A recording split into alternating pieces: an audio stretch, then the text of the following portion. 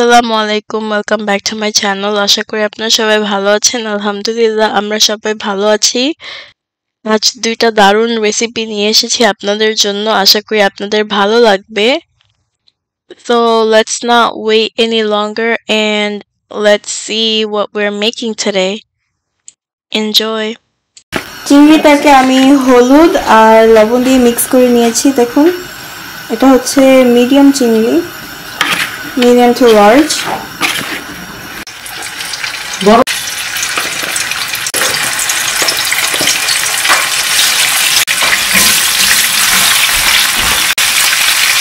এখানে মিক্স চিংড়ি আছে, এগুলোকে আমি ভেজে নিচ্ছি।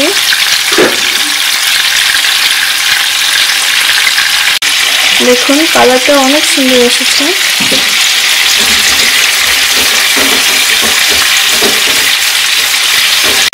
আমি চিংড়ি মাছগুলোকে তুলে নিচ্ছি।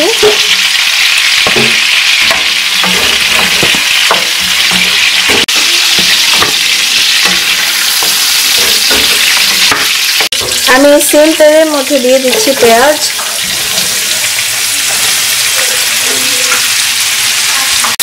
মিক্স করে নিচ্ছি। তেজপাতা, এলাচ আর দারচিনি দিয়ে দিয়েছি।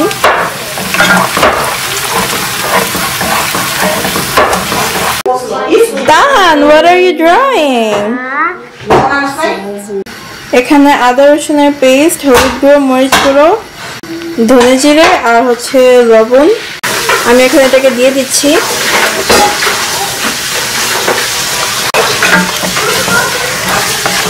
সিন্স আজকে লাল পেঁয়াজ ইউজ করেছি, আমাদের কালারটা এরকম এসেছে।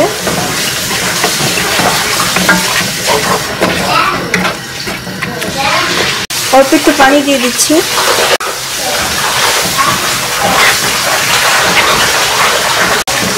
এখন এই মশলাটাকে আমি কষিয়ে নিব।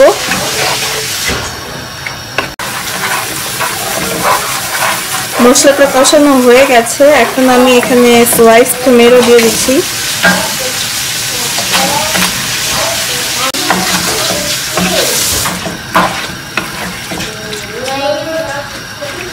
এখন এটাকে আমি ঢেকে দিচ্ছি।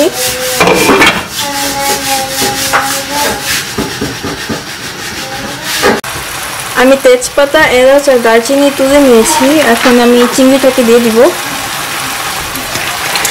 ভাজা চিংড়িগুলোকে দিয়ে দিচ্ছি।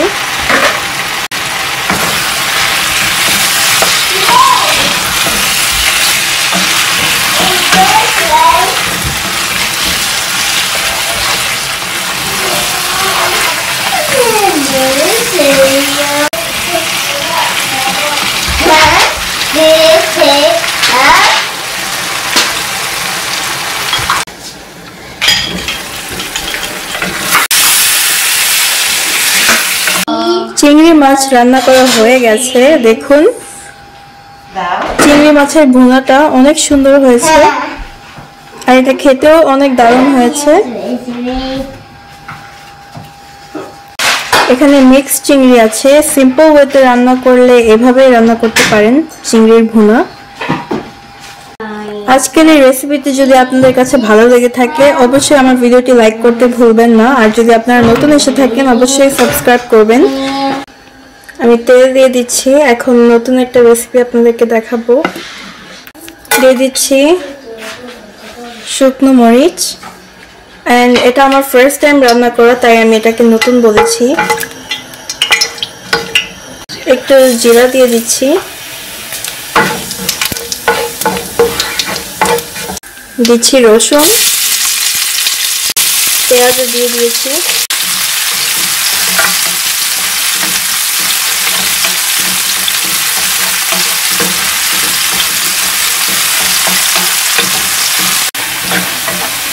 এটা কিছুটা ভাজা হয়েছে, এখন আমি মশলাটাকে দিয়ে দিব।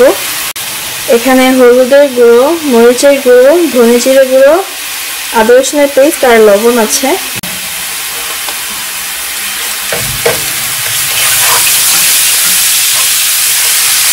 একটু পানি দিয়ে দিচ্ছি। Mix it well.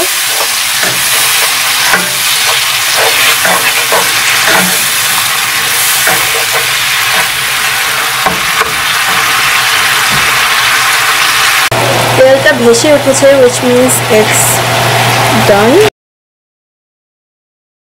দিয়েছি মসুরির ডাল,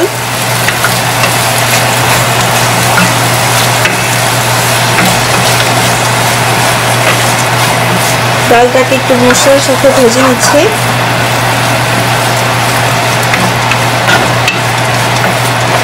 ভাজা হয়ে গেছে ডালটা, এখন আমি পানি দিয়ে দিচ্ছি।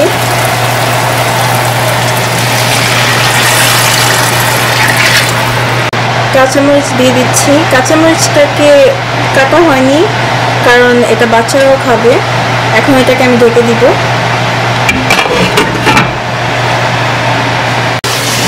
ডালটা বরফ এসেছে দেখুন।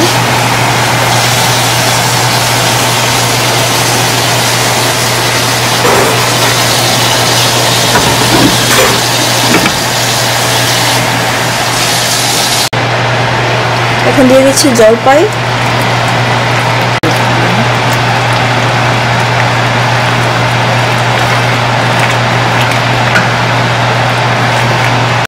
আমাদের গাছের লেবু পাতা দিয়ে দিচ্ছি।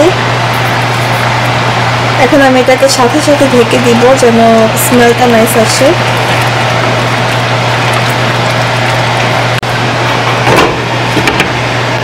আর চুলাটাকে আমি বন্ধ করে দিব।